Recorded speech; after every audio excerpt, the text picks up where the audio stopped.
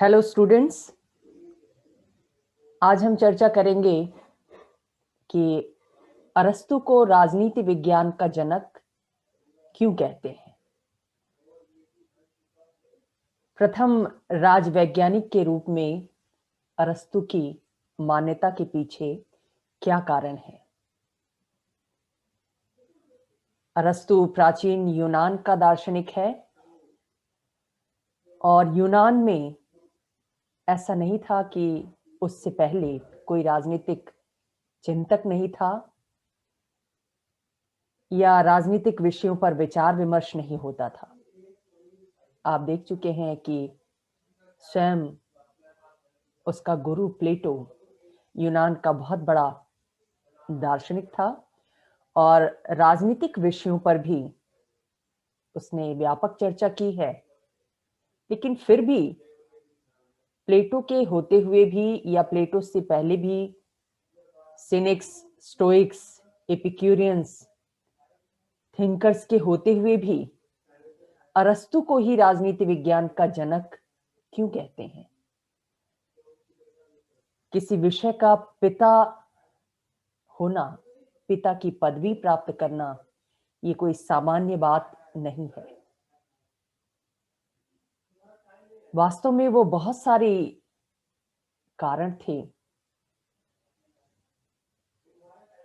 जिनके आधार पर अरस्तु को ये पदवी प्राप्त हो सकी।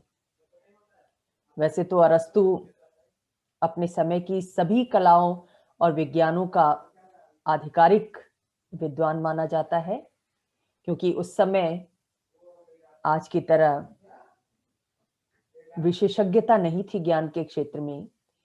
एक जो दार्शनिक होता था, विद्वान होता था, वो जीवन के सभी पक्षों से संबंधित विषयों पर अपने विचार व्यक्त करता था, चिंतन प्रस्तुत किया जाता था उसके द्वारा। तो ऐसा ही अरस्तु के द्वारा भी किया गया। जीव शास्त्र से लेकर राजनीति जैसे विषय तक में उसने अपने आधिकारिक ज्ञान से दुनिया को लाभ पहुंचाया है। जहां तक राजनीतिक चिंतन की बात है, राजनीति जैसे विषय की बात है, उसकी पुस्तक पॉलिटिक्स इस क्षेत्र में एक कालजयी रचना मानी जाती है और जितना ज्यादा उसका अध्ययन किया जाता है उतना ज्यादा उस पुस्तक में खूबियां सामने आती हैं। ऐसे राजनीतिक सिद्धांतों की खोज हो पाती है जिन सिद्धांतों को हम वैज्ञानिक सिद्धांत कह सकते हैं। आज विज्ञान जिन कसौटियों की बात करता है, किसी विषय को हम विज्ञान मानते हैं, तो विज्ञान होने के लिए जो जो बातें आवश्यक हैं वो सब अरस्तु की पुस्तक पॉलिटिक्स में हमें मिलती है। ये भी एक दिलचस्प बात है कि अभी तक पॉलिटिक्स जैसी पुस्तक के बहुत सारे अंश अज्ञात है। जितना कुछ पता चल पाया है, और खासतौर से 13वीं शताब्दी में जाकर अरस्तु की पॉलिटिक्स से संबंधित, उसके राजनीतिक विचारों से संबंधित बहुत सारी पांडुलिपियां मिली और उन पांडुलिपियों के अध्ययन के बाद अरस्तु की पुस्तक की महत्ता और ज्यादा सामने आई है। तो अरस्तु के चिंतन की खासियत को देखते हुए भी बहुत सारे जो राजनीतिक विश्लेषक हैं, समय समय पर जिनके द्वारा अरस्तु की पुस्तक पॉलिटिक्स का अध्ययन किया गया, तो अध्ययन के बाद इन विचारकों ने जब उसके विचारों का विश्लेषण किया, उस पर टिप्पणी की, तो ये पाया कि वास्तव में अरस्तु ही प्रथम राजवैज्ञानिक है। प्रोफेसर मैक्सी ने पहली बार उसे प्रथम राजवैज्ञानिक कहा और इस पदवी को आज सर्वसम्मति के साथ स्वीकार किया जाता है कि अरस्तु ही राजनीति विज्ञान का पिता है। रेनन ने इस संबंध में टिप्पणी की कि सुकरात ने जहां मानवता को राजनीतिक दर्शन प्रदान किया, वहीं अरस्तु ने मानवता को राजनीति का विज्ञान देने का प्रयास किया। जेलर जैसे विद्वान ने उसकी पुस्तक पॉलिटिक्स को राजनीतिक ज्ञानकोश का सबसे समृद्ध खजाना कहा है। एक खजाने के रूप में है अरस्तु की पुस्तक पॉलिटिक्स, जिसको राजनीतिक विषयों के बारे में जानकारी चाहिए, ज्ञान चाहिए, उसे पॉलिटिक्स का अध्ययन अवश्य करना चाहिए। ऐसी मान्यता रही इन राजनीतिक विचारकों की, विश्लेषकों की। अब हम बात करते हैं राजनीति विज्ञान की वैज्ञानिकता के विषय में।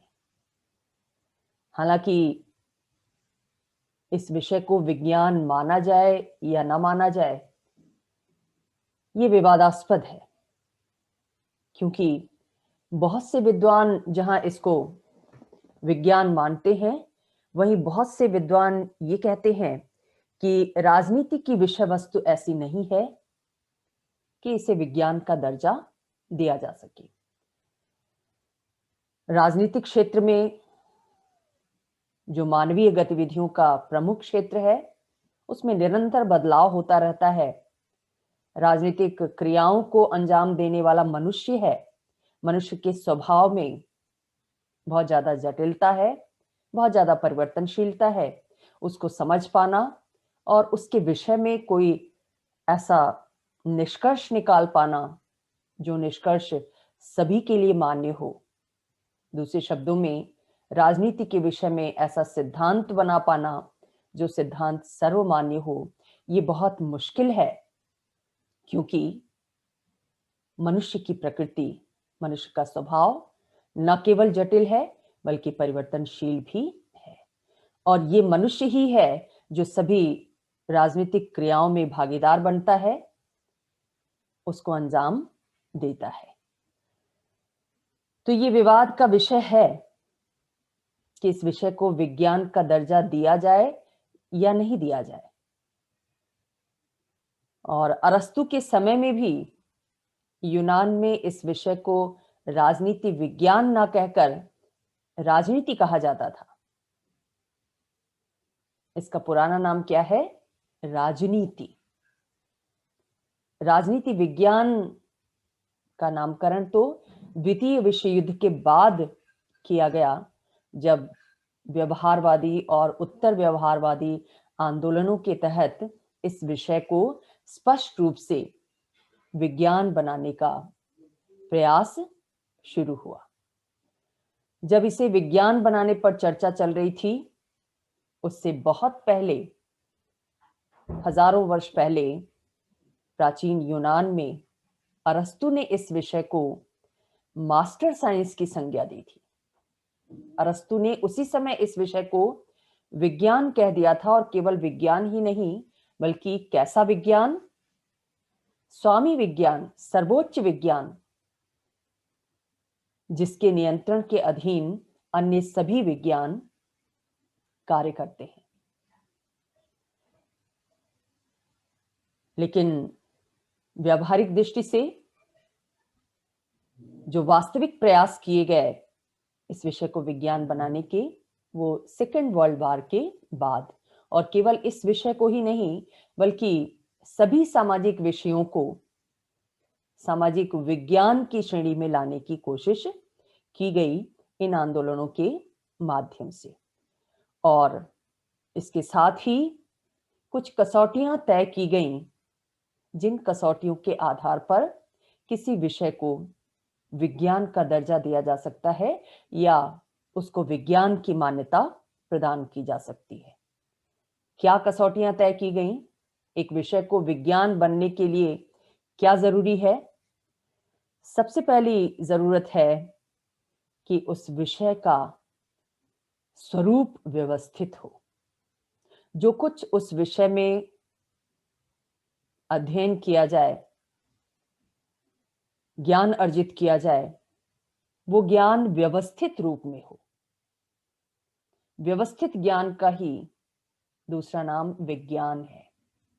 कोई भी ऐसा विषय जो व्यवस्थित रूप में पढ़ा और पढ़ाया जाता है, जिसकी विषय सामग्री व्यवस्थित रूप में उपलब्ध है, ऐसे विषय को विज्ञान का दर्जा दिया जा सकता है। दूसरी कसौटी है विज्ञान बनने के लिए कि उस विषय का एक स्वतंत्र विषय के रूप में विकास होना जरूरी है। अगर वो विषय अपनी विषय वस्तु के लिए किसी दूसरे विषय पर आश्रित है, तो उसको विज्ञान का दर्जा नहीं दिया जा सकता। वो एक स्वतंत्र विषय होना चाहिए, उसकी अपनी शब्दावली होनी चाहिए, अपनी परिभाषाएं होनी चाहिए, अपने सिद्धांत होने चाहिए। तो सर्वमान्य सिद्धांतों का निर्माण भी किसी विषय को विज्ञान बनाने के लिए जरूरी है। यानी न केवल वो विषय स्वतंत्र विषय के रूप में हो, व्यवस्थित रूप में हो, बल्कि ये भी जरूरी है कि उस विषय के अंतर्गत कुछ ऐसे सिद्धांत निर्मित किए जाएं जो सिद्धांत सर्वमान्य हो, जो सभी को मान्य हो। सिद्धांत की जरूरत क्यों पड़ती है? सिद्धांत के आधार पर ही हम किसी विषय की व्याख्या कर सकते हैं, उसको समझ सकते हैं, उसको जान सकते हैं। सिद्धांत आधार भूमि का कार्य करते हैं किसी विषय के संबंध में ज्ञान प्राप्त करने के लिए। अगर हमें किसी विषय की जानकारी हासिल करनी है, तो हमें उस विषय से संबंधित सिद्धांतों का ज्ञान जरूर होना चाहिए। जैसे आपको राजनीतिक व्यवस्था के बारे में अगर जानकारी हासिल करनी है, तो राजनीति के विषय में प्राचीन काल से लेकर अब तक जो भी सिद्धांत निर्मित किए गए हैं, उन सिद्धांतों की जानकारी प्राप्त होना जरूरी है।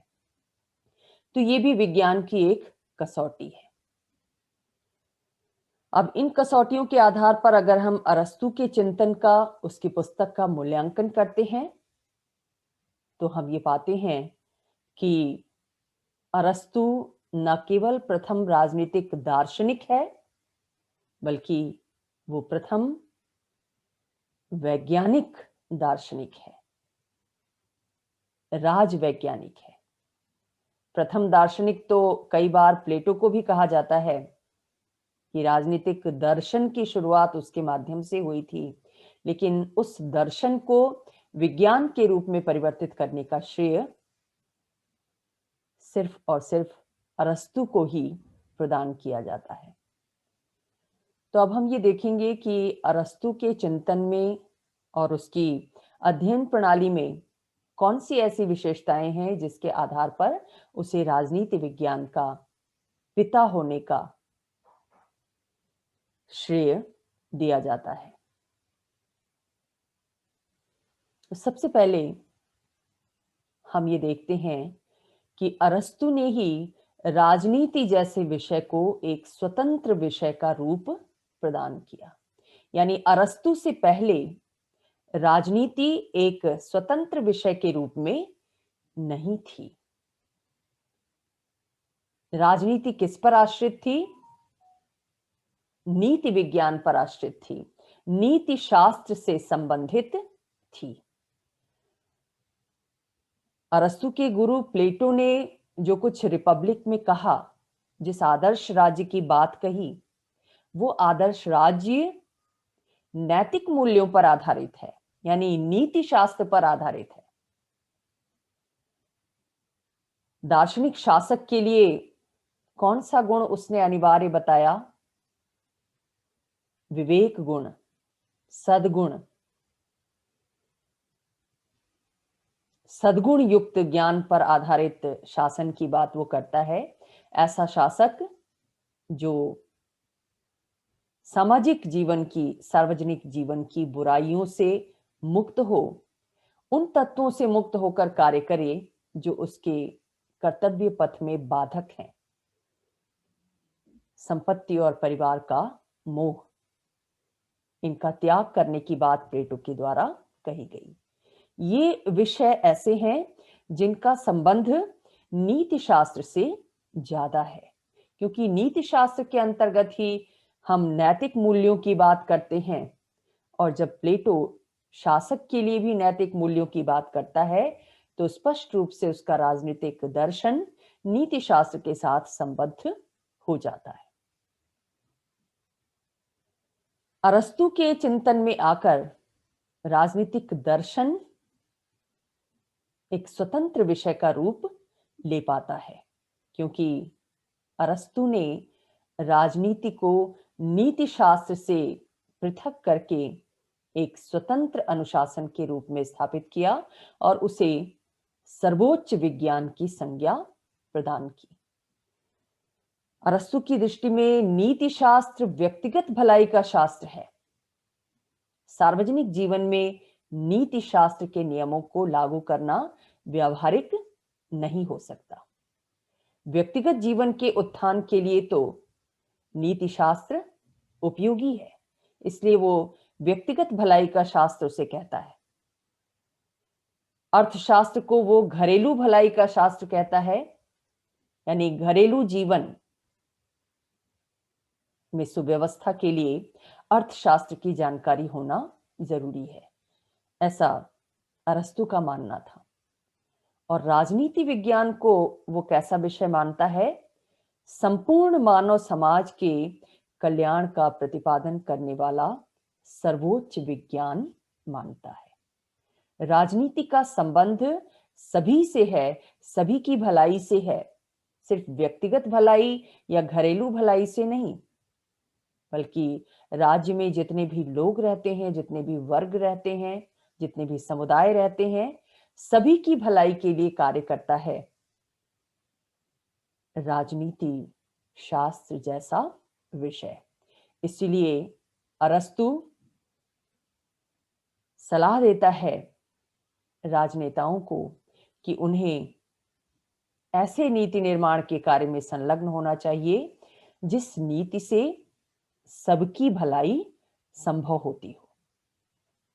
और इस संबंध में राजनीति शास्त्र के विद्वानों को वो सजेस्ट करता है कि वो राजनेताओं का मार्गदर्शन करेंगे किस दिशा में, कि वो अच्छी से अच्छी नीतियों का निर्माण कर सकें ताकि सार्वजनिक भलाई, सभी की भलाई, सभी का कल्याण संभव हो सके। तो अरस्तु पहला विचारक है जिसने राजनीति जैसे विषय को नीति शास्त्र से अलग करके उसे एक स्वतंत्र विषय का रूप प्रदान किया। उससे पहले राजनीति जैसा विषय स्वतंत्र विषय नहीं था, वो नीति शास्त्र के ऊपर निर्भर था, उससे संबंधित था। दूसरी खासियत अरस्तु के चिंतन में क्या मिलती है कि वही वो पहला विचारक है जिसने राजनीति जैसे विषय की विषय वस्तु का व्यवस्थित विवेचन प्रस्तुत किया। किसी विषय को विज्ञान बनाने के लिए भी जरूरी होता है कि जो कुछ भी अध्ययन किया जाए उसमें वो अध्ययन व्यवस्थित हो, क्रमिक हो। और ये व्यवस्था, ये क्रमबद्धता पहली बार अरस्तु के चिंतन में दिखाई देती है। उससे पहले प्लेटो और अन्य यूनानी विचारकों ने राज्य और राजनीति के विषय में चर्चा तो की थी, लेकिन वो चर्चा व्यवस्थित नहीं थी। अरस्तु ने पहली बार राजनीति से संबंधित जितने भी महत्वपूर्ण विषय हैं, चाहे वो राज्य हो, सरकार हो, संविधान हो, नागरिकता हो या क्रांति हो, इन सभी पर व्यापक चर्चा की है और व्यवस्थित चर्चा की है। जब वो राज्य पर चर्चा करता है तो राज्य क्या है, उसकी परिभाषा से लेकर राज्य कैसे उदित हुआ, उसका उद्देश्य क्या है, उसके कार्य क्या हैं, उसका स्वरूप क्या है, उसकी विशेषता क्या है, इन सब पर विस्तार पूर्वक चर्चा अरस्तु के द्वारा पहली बार की गई। उससे पहली इतनी व्यापक चर्चा राज्य जैसे विषय पर नहीं हुई थी। ऐसे ही राज्य के मुख्य घटक सरकार के ऊपर भी उसने चर्चा की है, सरकार के विभिन्न अंगों के विषय में चर्चा की है, संविधान क्या है, संविधान कितने तरह का होता है, संविधान में बदलाव कैसे होता है, इसका भी क्रमिक विवेचन किया है उसने। आपने इसके विषय में पहले ही जाना है। नागरिकता जैसे विषय पर भी तर्कपूर्ण ढंग से उसने विवेचना प्रस्तुत की है, और उसका क्रांति का विचार तो अनूठा है, क्योंकि क्रांति के कारणों से लेकर उससे बचने के उपाय तक की बहुत सूक्ष्म और व्यापक विवेचना उसके द्वारा की गई है। हालांकि अरस्तु ने जब अपना राजनीतिक चिंतन दिया, उस समय राज्य का स्वरूप यूनानी नगर राज्य का था। छोटे छोटे नगर राज्य थे उसके समय में, लेकिन उन नगर राज्यों के संबंध में भी उसके द्वारा जो विचार व्यक्त किए गए वो आधुनिक राष्ट्रीय राज्यों के संदर्भ में भी बहुत प्रासंगिक है। आज वैसे छोटे छोटे राज्य नहीं हैं जैसे यूनान में हुआ करते थे। आज बहुत बड़े बड़े राज्य हैं जिन्हें हम राष्ट्र राज्य कहते हैं, लेकिन इन राष्ट्र राज्यों में भी जो उथल पुथल होती है, जिस तरह की अशांति देखने को मिलती है, जिसे अरस्तु ने क्रांति के रूप में परिभाषित किया, उस क्रांति के पीछे जो कारण दिखाई देते हैं, उन आंदोलनों के पीछे जो कारण दिखाई देते हैं, वो कारण मूल रूप से वही हैं जिनके विषय में हजारों वर्ष पहले अरस्तु ने अपने विचार दिए थे। मनुष्य स्वभाव से एक राजनीतिक प्राणी है। ये उद्बोधन पहली बार अरस्तु के द्वारा ही दिया गया था कि मनुष्य राज्य के बिना नहीं रह सकता। अगर कोई मनुष्य राज्य से बाहर रहने का दावा करता है, राज्य के बिना रहने का दावा करता है, तो वो मनुष्य नहीं है, या तो वो देवता है या फिर जंगली जानवर है। तो ये जो उद्बोधन उसके द्वारा दिया गया, इस उद्बोधन को आज राजनीति के मूल मंत्र या आधार वाक्य के रूप में स्वीकार किया जाता है। तो जितने भी राजनीति से संबंधित महत्वपूर्ण विषय हैं, उनकी क्रमिक विवेचना, तार्किक विवेचना पहली बार अरस्तु के चिंतन में देखने को मिलती है, और यही वजह है कि उसे राजनीति विज्ञान का पिता कहा जाता है। तीसरी खासियत जो अरस्तु के चिंतन में देखने को मिलती है वो है कि उसके द्वारा वैज्ञानिक अध्ययन पद्धति का प्रयोग करते हुए राजनीतिक सिद्धांतों का प्रतिपादन किया गया। और बहुत से विचारक ये मानते हैं कि अरस्तु को राजनीति विज्ञान का जनक कहने का सबसे प्रमुख कारण यही है कि उसने वैज्ञानिक अध्ययन पद्धति को अपनाया। किसी विषय को विज्ञान बनाने के लिए उसकी अध्ययन पद्धति का वैज्ञानिक होना भी आवश्यक माना जाता है। वैज्ञानिक अध्ययन पद्धति किसको कहते हैं? वो अध्ययन पद्धति जो निरीक्षण, परीक्षण, प्रयोग और वर्गीकरण की प्रविधियों को अपनाते हुए प्रयोग में लाई जाती है। यानी जो कुछ भी सिद्धांत निर्मित किए जाते हैं वो सिद्धांत काल्पनिक नहीं होते, बल्कि तथ्यपरक होते हैं, वास्तविकता पर आधारित होते हैं। वास्तविकता पर आधारित सिद्धांतों को ही वैज्ञानिक सिद्धांत की संज्ञा दी जाती है। और अरस्तु ने इस वैज्ञानिक पद्धति का प्रयोग किया था, निरीक्षण की पद्धति का प्रयोग किया था, और ऐसा माना जाता है कि पॉलिटिक्स की रचना से पहले उसने 158 देशों के संविधानों का अध्ययन किया था और विभिन्न देशों में घूम घूम कर, अवलोकन करके, देख करके ये जाना था कि राजनीतिक व्यवस्थाएं कैसे कार्य कर रही हैं, उनमें क्या कमियां हैं, शासकों का आचरण कैसा है, आम जन का आचरण कैसा है। इन सारी बातों का जो प्रत्यक्ष अनुभव पर आधारित थी, प्रत्यक्ष अवलोकन पर आधारित थी, उनका अध्ययन और विश्लेषण करने के बाद वो राजनीति जैसे ग्रंथ में क्रांति के सिद्धांत का प्रतिपादन करता है, संविधानों का वर्गीकरण करता है, नागरिकता के विषय में अपने विचार व्यक्त करता है। यानी उसके सिद्धांत पूरी तरह वैज्ञानिक हैं, जिनकी सत्यता का परीक्षण किया जा सकता है। और उसकी इस अध्ययन पद्धति के कारण ही अरस्तु को यूनानी जगत की राजनीतिक संस्थाओं का ज्ञान कोश समझा जाता था। यानी यूनान में जितनी भी राजनीतिक संस्थाएं क्रियाशील थीं विभिन्न नगर राज्यों में, उन संस्थाओं के विषय में जितनी अच्छी जानकारी, जितनी तथ्यपरक जानकारी, जितनी आनुभविक जानकारी अरस्तु को थी, उतनी किसी और को नहीं थी। तो उसके चिंतन में जो तथ्यात्मकता मिलती है, जो वैज्ञानिक पद्धति का प्रयोग मिलता है, उसके कारण ही उसको प्रथम राजवैज्ञानिक माना जाता है। उसके चिंतन में यथार्थ परकता भी मिलती है। विज्ञान या वैज्ञानिक विषय हमेशा यथार्थ पर जोर देता है, यानी वास्तविकता पर जोर देता है। वास्तविकता का संबंध किसी न किसी रूप में मानवीय जीवन की समस्याओं से संबंधित होता है। जब कोई वैज्ञानिक कोई इन्वेंशन कर रहा होता है, कोई आविष्कार कर रहा होता है, तो उसकी नजर हमेशा व्यावहारिक जीवन में आने वाली कठिनाइयों की ओर होती है। उन कठिनाइयों का समाधान करने के लिए वो नाना इन्वेंशन करता है।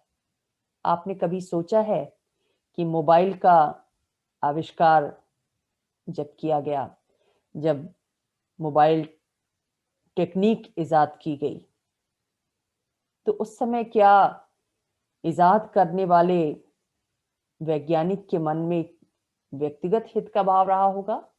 नहीं।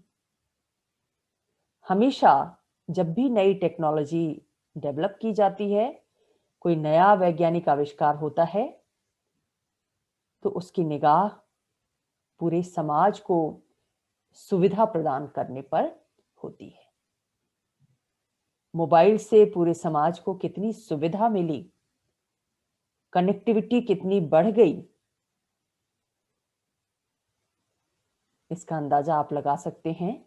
और इससे इस बात का भी अंदाजा लगा सकते हैं कि वैज्ञानिक और तकनीकी आविष्कार या विज्ञान का पर्पस, वैज्ञानिक आविष्कारों का उद्देश्य हमेशा मानवीय जीवन को सहज बनाना होता है।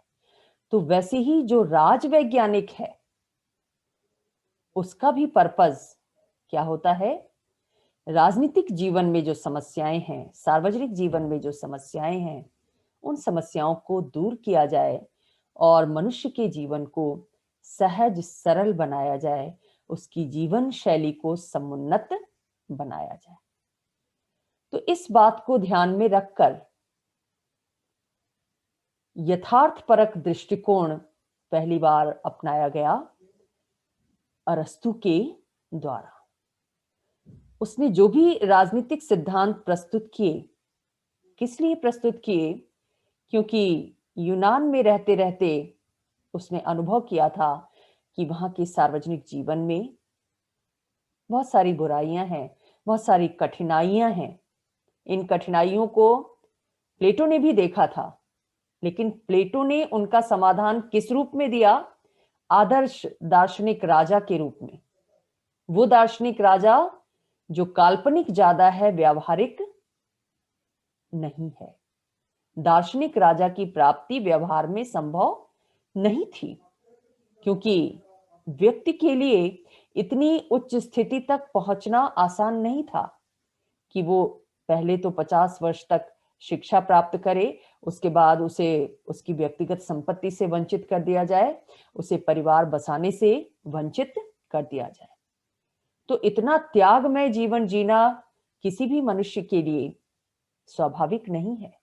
ऐसी स्थिति में ऐसे दार्शनिक राजाओं का निर्माण भी व्यावहारिक नहीं था। इसीलिए प्लेटो के राज्य को यूटोपिया की संज्ञा दी जाती है, एक स्वप्नलोकीय राज्य की संज्ञा दी जाती है।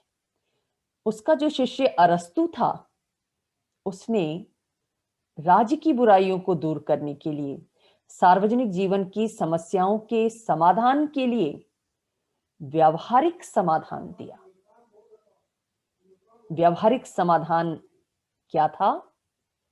उसने कहा कि दार्शनिक राजाओं के शासन से ज्यादा अच्छा कानून का शासन है, क्योंकि कानून का शासन व्यवहार में संभव है। एक तो कानून का निर्माण जिस प्रक्रिया से होता है, उस प्रक्रिया में समाज के बहुत सारे लोगों का विवेक सम्मिलित होता है। बहुत सारे लोग विचार विमर्श करके, अपनी बुद्धि का प्रयोग करके, तर्क क्षमता का प्रयोग करके कानून को अंतिम रूप प्रदान करते हैं। और कानून के इस शासन को लोगों द्वारा स्वीकार भी किया जाता है, क्योंकि लोग ये मानते हैं कि कानून को बनाने में किसी न किसी रूप में उन सब का रोल है, पूरे समाज का योगदान है, चाहे वो प्रथाओं परंपराओं के रूप में हो या तार्किक विवेचना के रूप में, विवेक शक्ति के प्रयोग के रूप में। इसलिए कानून का शासन ज्यादा व्यावहारिक है बजाय दार्शनिक राजा के शासन के। तो अरस्तु इस तरह से एक यथार्थवादी विचारक के रूप में हमारे सामने आता है, जो यथार्थपरकता, जो व्यावहारिकता प्लेटो के चिंतन में नहीं देखने को मिलती है। हमेशा ही अरस्तु की दृष्टि ऐसे समाधान पर होती है जो समाधान व्यावहारिक दृष्टि से संभव हो। वो किसी भी तरह की अतिवादिता से बचता है और हमेशा मध्यम मार्ग का अनुसरण करता है। कैटलिन ने इस विषय में कहा कि कन्फ्यूशियस के बाद अरस्तु सामान्य ज्ञान और मध्यम मार्ग का सबसे बड़ा प्रतिपादक है। वो समाज में भी मध्यम वर्ग का अस्तित्व आवश्यक मानता है समाज के सुचारू रूप से संचालन के लिए। तो इस तरह से उसका चिंतन एक व्यवहारवादी चिंतन है, एक यथार्थवादी चिंतन है, जिसका समाज के साथ, सामाजिक समस्याओं के व्यावहारिक समाधान के साथ निकटता का संबंध है। तो इसलिए भी अरस्तु को राजनीति विज्ञान का पिता कहते हैं। वैज्ञानिक अध्ययन पद्धति के आधार पर यथार्थपरक दृष्टिकोण को अपनाते हुए अरस्तु ने ही पहली बार राजनीति के सर्वमान्य सिद्धांतों की रचना की। विज्ञान के लिए यह भी जरूरी होता है कि उसके पास वैज्ञानिक अध्ययन पद्धति के आधार पर विकसित कुछ ऐसे सिद्धांत हों जिन सिद्धांतों के आधार पर उस विषय की व्याख्या की जा सके, उस विषय को जाना जा सके, समझा जा सके। और इस दृष्टि से अरस्तु का चिंतन इस कसौटी पर खरा उतरता है, क्योंकि उसने ही पहली बार ऐसे राजनीतिक सिद्धांतों की विवेचना की जो सर्वमान्य है, जिनका निर्माण अवलोकन की पद्धति के आधार पर, आनुभविक पद्धति के आधार पर किया गया। और ये सिद्धांत न केवल सर्वमान्य है बल्कि आज प्रासंगिक भी है। इतने वर्ष बीत जाने के बाद भी उनकी उपयोगिता आज समझ में आती है। और ऐसे सिद्धांतों में सर्वोच्च सिद्धांत क्या है? कानून की सर्वोच्चता का सिद्धांत और मर्यादित शासन का सिद्धांत, जिसको आज संविधानवाद कहा जाता है, और यही वजह है कि अरस्तु को संविधानवाद का जनक कहा जाता है। आज हम जिस शासन की बात करते हैं उसमें कानून को प्रमुखता प्रदान करते हैं। ये माना जाता है कि किसी भी देश में सर्वोच्चता किसकी होती है? कानून की होती है। शासन किसका होता है? किसी व्यक्ति का नहीं, किसी पार्टी का नहीं, बल्कि शासन कानून का होता है, क्योंकि सभी नागरिक, सभी राजनीतिक दल, सभी संगठन किसके अधीन होते हैं? कानून के अधीन होते हैं। और किसी देश का सर्वोच्च कानून होता है उस देश का संविधान, यानी संविधान के नियमों के अनुसार ही शासन कार्य संचालित होता है। कानून के शासन की एक खासियत ये होती है कि इसके अंतर्गत जो शासन होता है, जो शासक होते हैं, वो मर्यादित रहकर कार्य करते हैं, नियंत्रण के अधीन रहकर कार्य करते हैं, क्योंकि शासक को भी संवैधानिक नियमों का, कानूनों का पालन करना होता है। कोई भी संविधान से या कानून से ऊपर होने का दावा नहीं कर सकता, और इसके लिए पूरी संस्थागत व्यवस्था की जाती है। न्यायपालिका ये देखती है कि सभी अधिकारियों के द्वारा राज्य की मशीनरी का संचालन करने वाले सभी कार्मिकों के द्वारा संविधान का, कानून का पालन किया जाए, उसकी भावना का सम्मान किया जाए, यानी कोई भी कानून से ऊपर नहीं है। तो कानून की सर्वोच्चता का जो विचार आज मान्य है, जिसे हम रूल ऑफ लॉ के रूप में जानते हैं या संविधानवाद की धारणा के रूप में जानते हैं, वो धारणा पहली बार अरस्तु के द्वारा ही व्यक्त की गई। तो जो आधुनिक राजनीतिक सिद्धांत हैं वो अरस्तु के द्वारा ही सबसे पहली बार व्यक्त कर दिए गए थे अपनी पुस्तक पॉलिटिक्स में, और उसके ही विचारों को आगे बढ़ाया गया बोदा, ग्रोशियस, बेंथम, हॉब्स, ऑस्टिन और लास्की जैसे विचारकों के द्वारा, जब उन्होंने संप्रभुता की धारणा व्यक्त की, सर्वोच्च सत्ता की धारणा, उसकी नाना तरीकों से व्याख्या की। इसी प्रकार उसने क्रांति के विषय में जो सिद्धांत दिया वो सर्वमान्य सिद्धांत था, और उसकी प्रासंगिकता आज भी उतनी ही है। आज भी जो क्रांतियां हो रही हैं उनके पीछे वही कारण दिखाई देते हैं जिनकी चर्चा अरस्तु के द्वारा हजारों वर्ष पहले कर दी गई थी। तो इस तरह से जो राजनीतिक सिद्धांत उसके द्वारा दिए गए वो वैज्ञानिक सिद्धांत थे, वो सर्वमान्य सिद्धांत थे, और वो ऐसे सिद्धांत हैं जिनकी मान्यता आज तक बनी हुई है। इस कारण भी अरस्तु को राजनीति विज्ञान का पिता कहते हैं, उसका जनक मानते हैं। लास्टली, आधुनिक राजनीति विज्ञान के अंतर्गत ये भी माना जाता है कि राजनीतिक संस्थाओं का, यानी राजनीतिक व्यवस्था का आर्थिक आधार होता है। यानी एक देश की शासन व्यवस्था किस बात पर सबसे ज्यादा निर्भर होती है? इस बात पर निर्भर होती है कि उस देश की अर्थव्यवस्था का स्वरूप कैसा है। यानी राजनीतिक व्यवस्था और अर्थव्यवस्था का घनिष्ठ संबंध माना जाता है आधुनिक समय में, क्योंकि राजनीतिक प्रक्रियाओं का स्वरूप आर्थिक प्रक्रियाओं के द्वारा ही निर्धारित किया जाता है। इसी बात को समाजवादी विचारक कार्ल मार्क्स ने आधार और संरचना के सिद्धांत के रूप में विश्लेषित किया था।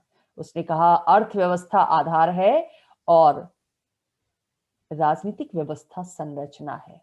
जैसे एक भवन बनाते हैं हम, भवन की नींव होती है और उस नींव पर खड़ा होता है पूरा भवन, पूरे भवन की संरचना। तो अगर राजनीतिक व्यवस्था भवन है, संरचना है, तो अर्थव्यवस्था उसकी नींव है, उसका आधार है।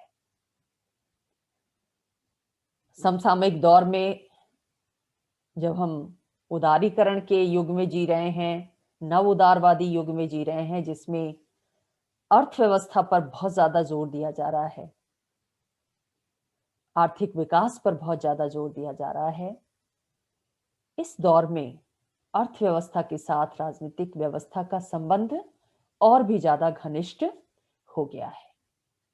आप सुनते होंगे, देखते होंगे कि जो सरकार बनती है, जो चुनाव प्रक्रिया संचालित होती है, राजनीतिक दलों के द्वारा जो चुनाव लड़ा जाता है, उस चुनाव में आर्थिक रूप से सहायता जिन वर्गों के द्वारा, जिन उद्योगपति समूहों के द्वारा की जाती है, जब वो पार्टी चुनाव जीतती है, सत्ता में पहुंचती है, तो उन उद्योगपतियों के हितों की पूर्ति के लिए कार्य करती है। उनको वो इग्नोर नहीं कर सकती, क्योंकि राजनीतिक सत्ता को प्राप्त करने में वो उनके सहायक बनते हैं। बिना आर्थिक संसाधनों के चुनाव लड़ना उनके लिए संभव नहीं होता।